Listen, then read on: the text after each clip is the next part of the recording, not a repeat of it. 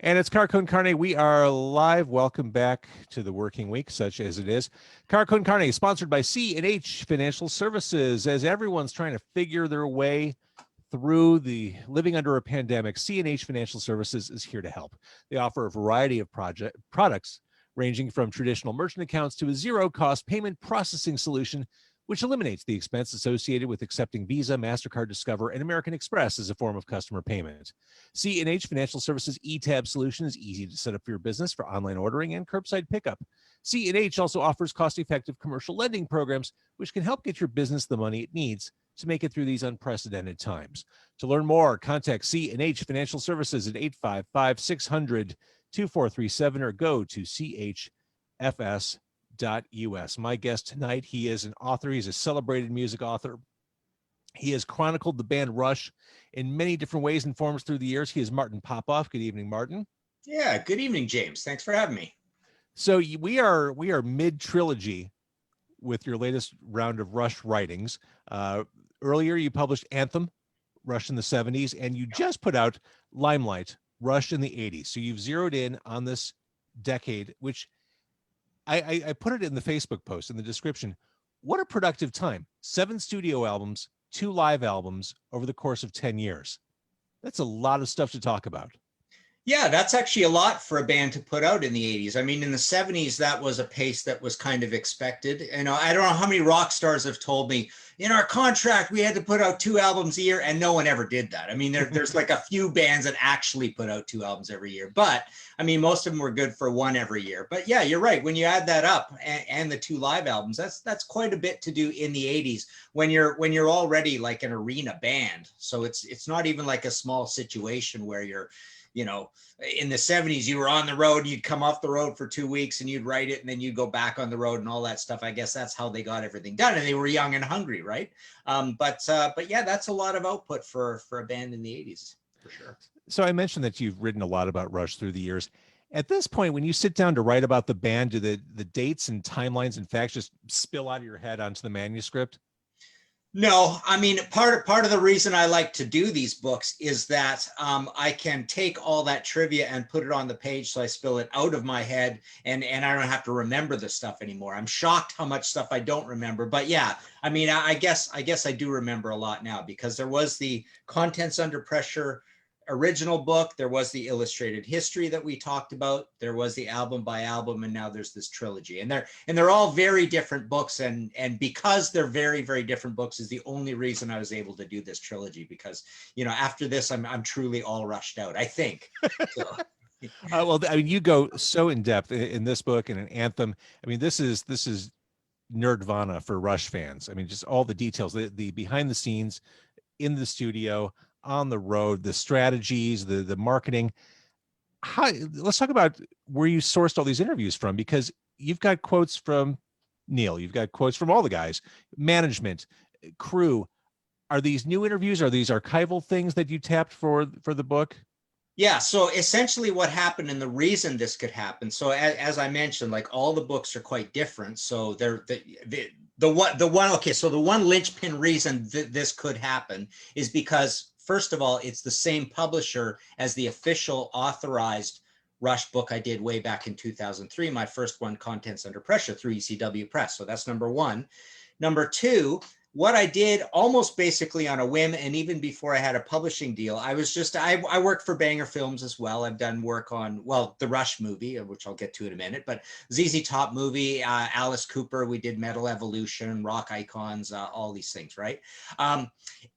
So basically, I just thought, you know, I also do a lot of transcribing work for Banger, and in that guise, I get to see like all these great interviews that very little gets used from. But the Rush one, I was intimately, like, I was a full-time, a worker on that at the research and writing end of it, the front end of it, for like 9 months, and then kept going on after that. But so I had transcribed a lot of those interviews as well. So I just thought one day, you know, what if it's a bunch of years have passed? Why don't I throw Scott and, you know, and Sam a bit of a deal and say, look, how about I pay you a bit of cash, and I can use these interviews, and I'll do some book stuff out of it. And they said, yeah, it's fine if the Rush office is fine with it. David, their lawyer's a buddy of mine, and theirs as well. So we asked we asked David, we asked Peggy. They basically said, yeah, that's fine. You don't have to pay us anything either, and just go ahead and do it. So that was the big thing. It's like, we've got this massive bank of stuff that didn't get used for the movie because the movie's only 88 minutes long. And that caused this whole thing to happen. The other thing is, I was inspired by kind of doing more analysis because I had to do a lot of analyzing of songs, like literally write about every song for this Clash and this Led Zeppelin book that I did. And then I thought, okay, the only other Rush book I ever used the outside press in, because I didn't on Contents originally, was that Illustrated History. So let's put all that stuff together and see what we've got for the grand final. Just throw up all over the page all these words and see how much there is. So I started working on it, and very quickly I realized this is not one book. This is because that was the original plan too, the mother of all Rush books, a 500-page Rush book. But when it all comes out now, we've got more like 900 or 1,000 pages between this. So I just thought, I've done this before with trilogies of Iron Maiden, Thin Lizzy. I've done 2 Sabbath, 2 Priest, 2 Deep Purple. So I just thought, okay, what's the best way to break this up? And I was working out the word count and all that, and lo and behold, it comes out to 3 books. So that's how she happened. I love it. And before we dig into the book, since you have spent so much time thinking about, writing about, talking about Rush, what is it about this band? Well, many things. They're a band that invented a genre. So they invented something called progressive metal pretty clearly. I mean, no one else really comes close to just literally taking progressive rock and heavy metal and slamming them together. I mean, every other band you can think of that kind of did this, in any time early on, i.e. before whatever, Queensryche, Fates Warning, Dream Theater, whatever, say the 70s through the early 80s, there's a major qualification with the way you describe that. So that's one thing. They have this crazy, almost novelty lead singer. They're Canadian. They're a trio doing all this. Really interesting lyrics. A drummer who may go down in history as the greatest drummer of all time. I mean, and that's a silly thing to say in certain respects, but he literally is probably the first guy that comes to mind now after a lot of years, after say Neil it was 1977, and back then you might have said John Bonham or whatever. But now I think, because we just went through this with the death of Eddie Van Halen, I think people basically now will call Eddie Van Halen the greatest guitarist of all time, kind of softening and lowering and remembering how often you want to call Jimi Hendrix that, right? And I think Neil Peart's got the same thing going with John Bonham. So arguably the greatest, most beloved drummer of all time, certainly the most air drum drummer of all time. Tons of records, loads of success, big, super successful band, basically playing Hockey Barns as a headliner since, about 1978, 79, and never stopped, right? Went all the way to 2015, I guess it is. So yeah, a lot of things about them, and it's odd that they're Canadian. I'm Canadian, so it's a big deal. It's the biggest band ever to come out of Canada, and probably even the biggest artist, depending on what you think of Celine Dion, but probably bigger. Well, maybe not even bigger than Bryan Adams, because Bryan Adams has a diamond album, doesn't he, in the States? I think he does. I'm sure he does not have any diamond albums, but they have many, many, many gold and platinum albums, right? So yeah. So there's a lot of pretty cool, weird reasons to think of Rush as something kind of special. Agreed. All right, so let's kind of bounce ahead, going album by album through some of your observations and feelings that are in the new book, which again just came out. It is Limelight, Rush in the 80s. You start, logically enough, with Permanent Waves, an album that hit number 3 in the United States, described as the band's anti-Hemispheres. It's impressive in the book that it was really important for the band to have a radio moment. They found it with the spirit of radio, but this was definitely symbolically at the beginning of the 80s, and aesthetically, this was a turning point for the band. Yeah, but maybe not so much as history has it. I mean, that's still a pretty heavy and progressive song. It's not like Closer to the Heart. It's not like Fly By Night. So it's still it's like Hemispheres condensed down into whatever it is, 5 minutes or so. And the other songs are shorter as well, but they're not that short. The album in total is short because there's not that many songs on it. But you know, essentially, it's not a lot different from Hemispheres or 2112 or Farewell to Kings, except that basically they've carved all the songs into sort of long instead of just super long ones. And it's not about Greek mythology and sci-fi and all that. So the lyrics, there's a subtle like Neil's getting kind of more universal and more poetic and more useful to you know, unnerdy, let's say.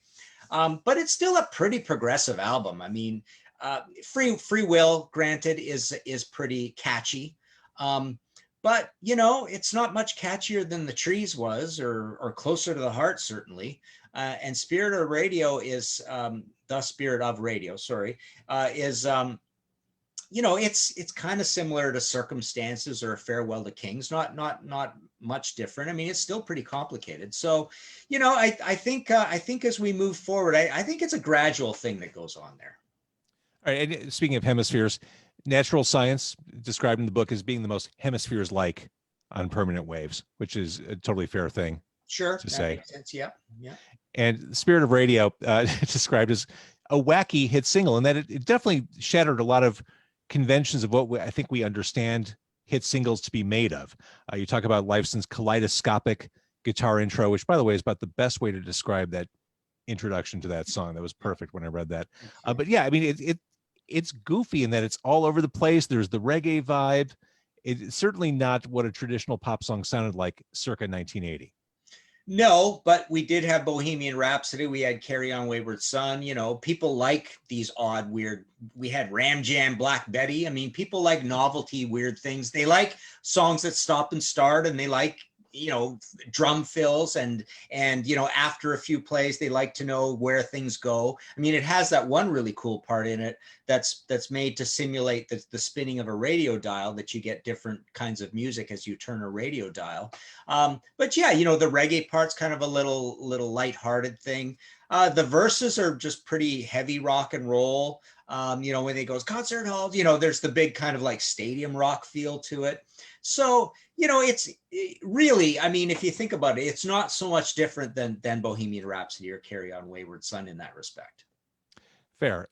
Moving Pictures, as we talk about diamond album sales and such, I was surprised to learn, and I mean, the information's been out there forever, but I was surprised to learn this only went 4 times platinum in the Yeah. US. It feels like it's sold a cajillion copies since its release. Not Yeah, so well, much. 4's quite a bit. I mean, there's a lot of records that you think would have sold more. I mean, if you compare to like Kiss records and Iron Maiden records and stuff, I mean, you get numbers even way lower than that. So getting to 4, you know, if you're the rock star in Rush, you shouldn't feel too bitter about that. I mean, I'm intimately knowledgeable about Blue Oyster Cult. I've written 2 Blue Oyster Cult books, and I know all those guys, and I know they're a little bitter about their career. And sometimes I sit back and go, you know, you had 3 or 4 gold albums and a platinum and a double platinum and stuff. You did pretty damn good, right? So 4 is not bad, and everything around it. They have a lot of platinums and they have a lot of golds. But I know your point. I mean, you see some weird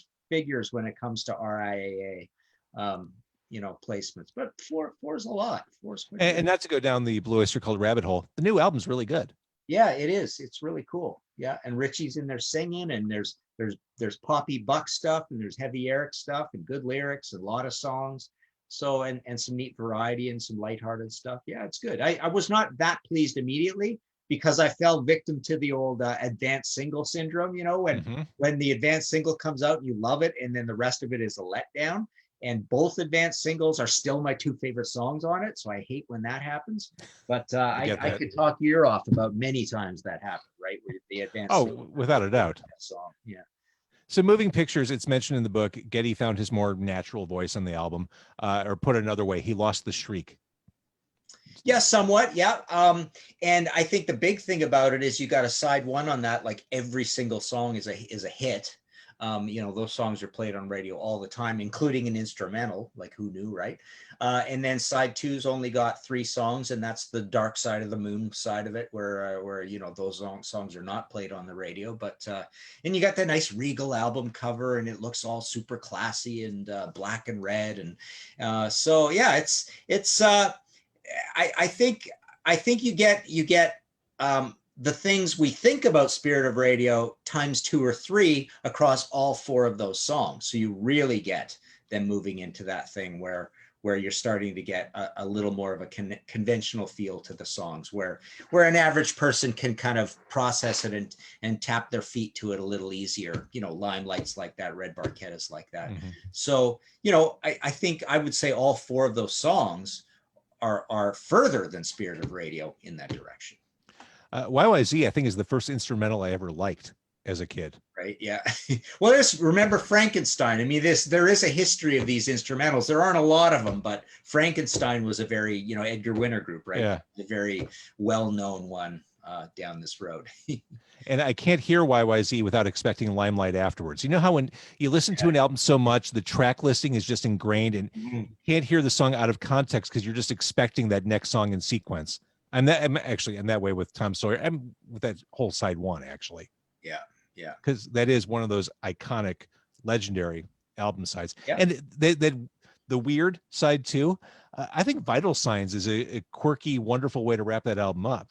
Yeah, and it's pointing to the future. It's got the keyboard, so it's leading us into Signals a little bit. It's got a kind of an insistent repeating key pattern, which basically starts Signals, if you think about it. I never thought about it that way. So you've got this heavy statement on keyboards, on synths, and then synth starts the next record, which is kind of neat. So, and then Signals is even more of the same. Although now you have no long songs anymore, right? They're all like, it's whatever it is, 4 per side, something like that.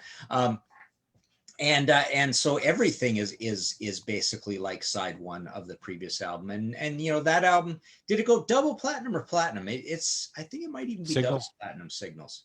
Well, but before we jump to Signals, we still have a live album to get through, and I did want to reference Limelight, one of my favorite guitar riffs of all time by any band anywhere.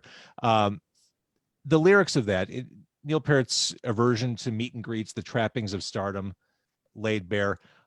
What an interesting dude. He never wanted to play that game. He never wanted that temporary awkwardness, that forced smile, and he didn't do it out of anger. He just said, that's not my shtick. Yeah. It's kind of an understandable thing if you put yourself in his shoes and just go like, have people tell you how great you are, and then tell you about a song that you've already thought about thousands of times, and you wrote it, and you're like, I was there, so I don't need to hear about it anymore. You know what I mean? Like it can definitely get, and then when you've been told the same thing over and over again a bunch of times, it's probably going to get hard on him, right? So just taking a compliment was the hard part, I think, for him. He didn't know how to sort of take a compliment, and but in interviews he's great, and if it's something that excites him and he wants to talk about, he'll talk your ear off about it, right? So that was the cool thing about him. And the other funny thing is that people think of him as this mysterious guy who didn't talk at all, but he all along the way, he did a lot of those Rush interviews, and he did a lot of the better Rush interviews in the press, like in the English magazines and stuff like that. He would debate politics, and he got in a lot of trouble for all the Ayn Rand stuff, and but he was just he had his hand up doing as many interviews as the other guys, really, in the press in the early days. So when I was a kid, live albums from bands were a cheap way to basically get a greatest hits from a band without having to buy all the separate albums. It was kind of like a cheat or a workaround if you were a fan of a band. Yeah. Exit Stage Left, for me, served that purpose to some extent. It was like a greatest hits collection. I just realized from reading your book that the title of the album was based on the cartoon Snagglepuss. I always assumed that, but I didn't know that for sure. Yeah. So that's a you can look takeaway. that up on YouTube. It's pretty cool. You could just see it right there, right? all these things, and and that live album, it's like the band is a little bit ambivalent about it. They know that they kind of touched it up and stuff, and it's a little bit bloated and it sounds a little bit, it's that whole second live album of these bands is the corporate bloated one, and the first one's the exciting one, right? So I think most Rush fans have more fondness for All the World's a Stage over that one. But then that one looks in a much better light when you compare it to A Show of Hands later on, right? And then all of a sudden you're in the format of the live albums are not special situation anymore. And Rush is as guilty of that as anybody else. You just lose track of all the live albums after a while. There's just so many of them. Agreed. And near the end of the career, but at this point, it's all still fairly special. And this is them putting out a live album at the absolute peak of their powers and of their fame, which is kind of cool. So it's a greatest hits album. Yeah. So we started to dance around Signals. Alex Lifeson says Signals was a turning point, and yeah, the songs were shorter. The keyboards started to take center stage everywhere. I would argue, and maybe you'd agree, maybe not, I think Subdivisions is a top 3 song period for the band. Oh yeah, for sure. And just really brave to do that. It's in a line of a pedigree of Led Zeppelin in through the Outdoor, through Rush, through Van Halen doing Jump, things like that, right? Genesis going pretty synthy over time, right? Oh yeah. But yeah, and I've often called it my favorite Rush album. I really love the production of it. I find it very analog-y, and it's a beautiful blend between Alex's sound and these synths and keys, which are not braying yet. They're not modern. I think they aged well, because they just sound like good old 70s Kraftwerk and Angel and Deep Purple synths and keys. Not really Deep Purple. I mean, it's not a Hammond sound, but basically they're very behaved sounding. They aren't intrusive. They aren't just gaudy. And I think it just all blends really well on that album. I love Losing It a lot, and Countdown's really cool, and Analog Kid, and New World Man, the single's amazing. Short, little, cool, slightly humorous, slightly policey single, short song. So yeah, I just think they hit it on all cylinders on that album, and while still being creatively brave. I mean, they aren't making the same album over again, even though the previous album was a big hit, and it's just Geddy being fearlessly creative. See, it's interesting. You mentioned New World Man. Your experience with Blue Oyster Cult's new album, I had kind of the opposite feeling when Signals came out as a kid. Our first hint of it was New World Man. Didn't like it at all. And I thought as a kid, oh, this album's going to suck. Then I heard the album, and I heard Digital Man. I heard Subdivisions. I heard The Weapon. I'm like, oh, this is fantastic. New World Man never connected with me. Yeah, well, sometimes the advanced single is mellower and weirder than what you're going to get. I think Jump was an advanced single, if I remember correctly. On Scorpions, Rock You Like a Hurricane turned out to be the best song on the album. The rest of it was stupider sounding. That had really sophisticated, weird chord changes, right? And it was like, I was like excited about this new direction, right? I remember Enter Sandman came out. Enter Sandman is probably the best song on that Black album. It's super catchy. It's got at least a little speed to it. It's not completely doomy. It's groovy. So I was disappointed when that one happened. I think of Leonard Cohen, Closing Time. I think of Jesus Christ Pose, Soundgarden. There's so many examples where Rock or Bust. I mean, that one just killed me. AC/DC. I love Play Ball. Hate the whole rest of the album. AC/DC is one of my favorite bands of all time. It kills me to say I hate Rock or Bust. I hate Rock or Bust. And I love Black Ice, right? But yeah, Play Ball, totally killer AC/DC song. Even this new one, Shot in the Dark. I'm a little bit wary, right? Because I love Shot in the Dark. It's like, what's the rest of it going to sound like? It's so true. All over again, right? So let's jump to Grace Under Pressure. In the book, it's described as their shift into preppy adulthood, haircuts included. This is 80s Rush right here. Yeah, it's not so bad. I'm a big enough Rush fan that I keep along, and I'm grabbing one that a lot of people maybe are starting to go downhill on, but I'm a dedicated enough Rush fan to still love this album. But I will dismiss later albums. Certain Rush fans will say you got to love every album, right? But no, this is like a cold, clinical album. They have bad memories of making it because it was freezing cold when they were making it. They got stood up by Steve Lillywhite, so they're working with this Peter Henderson, who's not giving them enough advice. He's not being like forceful enough with opinions, so it's kind of left to them. It was a lot of work. It was a big grind and a lot of hours. But I still think I do really like it, but it is a little harsher on the production, and it's got some weirdness to it, but it's not a new direction completely the way Power Windows kind of is. It's interesting you should say that about the production. Rush at that point, as big as it gets, you really need a producer with the resume and just that kind of alpha personality to be able to stand up to Rush, because I'm sure they could roll over anybody, because they kind of knew it all. They knew how to play better than anyone. They've had, successful album after successful album. I'm sure it was really easy for a lighter weight producer to get steamrolled. Yeah, but they didn't want to get steamrolled. That's the thing. They are so creative that they want another creative voice in the room. They're strong-willed guys, but they're actually they love that extra confrontation and being told no, and really go through it for the sake of the music. That's the cool thing about them. They weren't really prima donnas about it. They really were just they loved other creative minds, and they appreciated smart people in the room. And that's why when you get to Power Windows and you get Peter Collins in there called Mr. Big, there's certain things he didn't like about Rush, and they were fine with that. Yeah. So Power Windows, you kind of mentioned this already. There was precedent. There was In Through the Outdoor from Zeppelin, 1984 from Van Halen. Here we are at Power Windows, an album that Neil Peart said he really liked, and Geddy Lee said he felt was important. Yeah, so it's funny.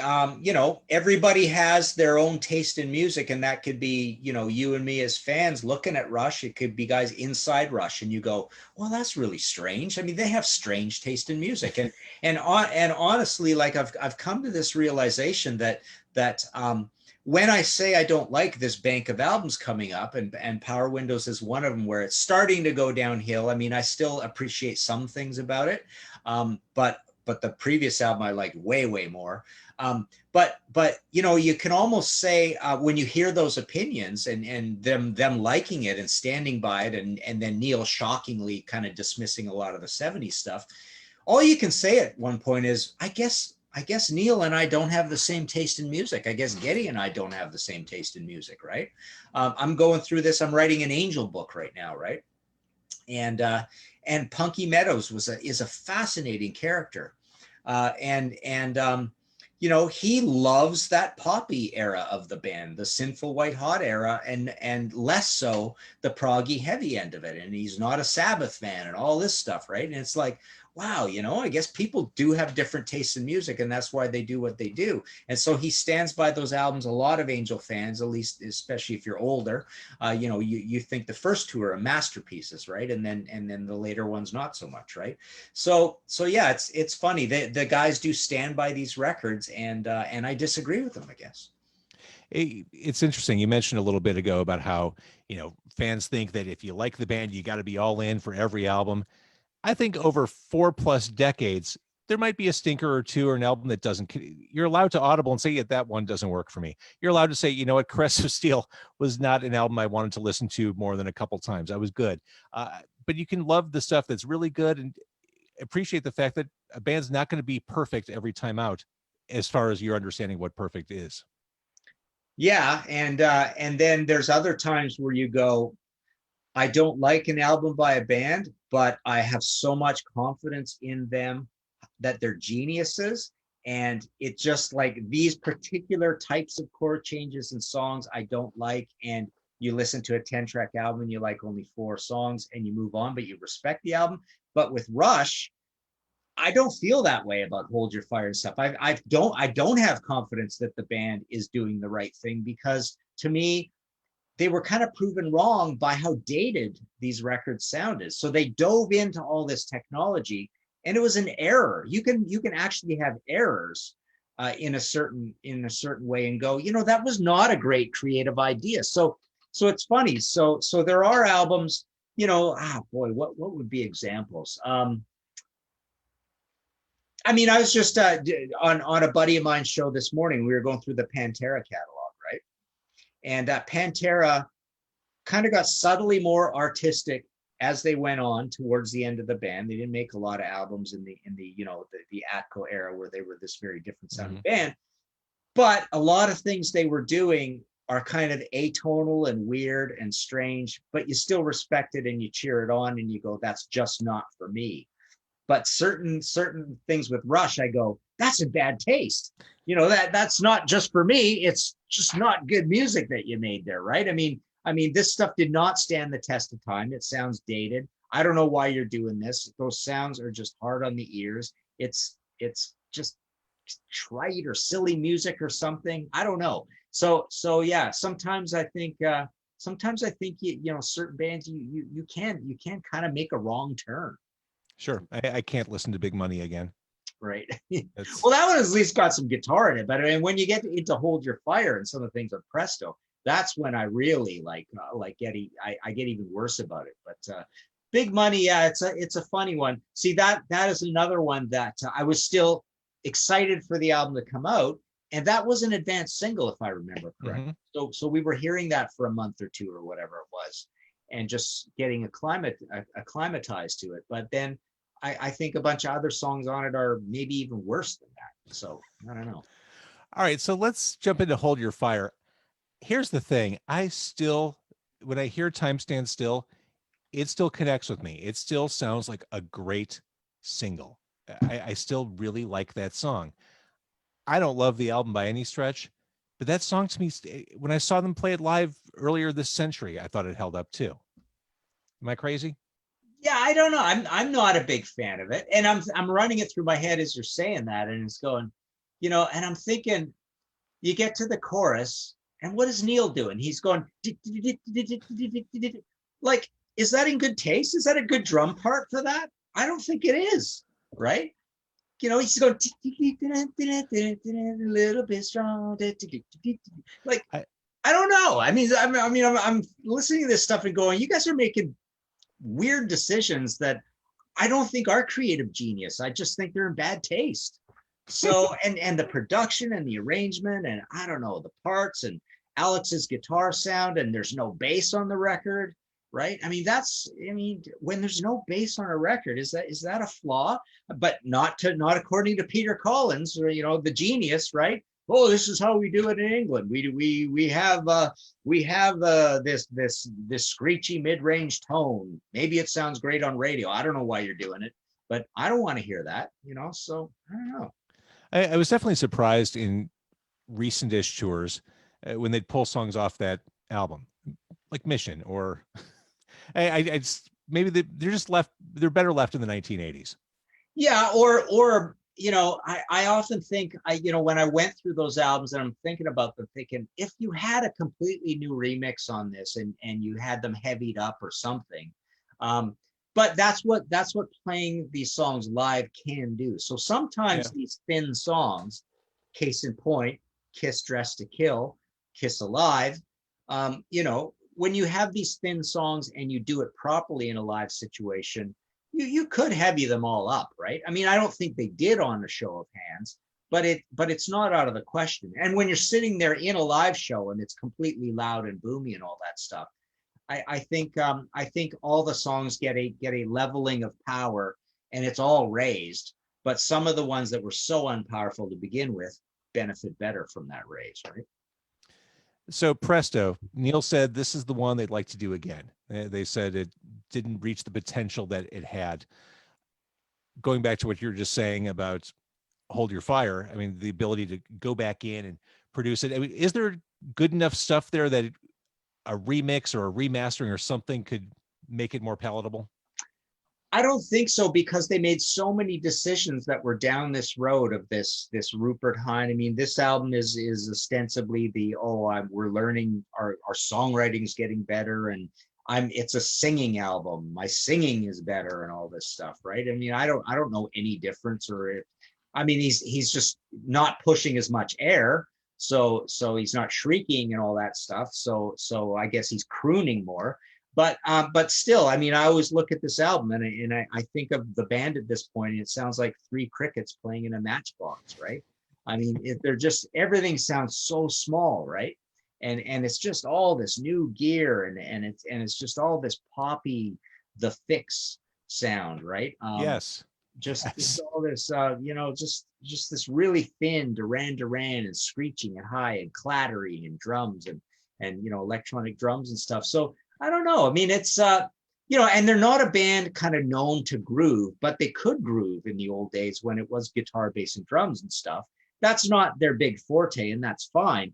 But here, everything seems like very locked to a grid and small at the same time. So it's just very weird. I don't think it's the kind of thing you could fix up. But I often have this fantasy when I'm out jogging, listening on my iPod and stuff, when I hear certain songs and I go, the chord changes of that are moody and dark enough that you could actually make a heavy metal version of this, and that would be cool.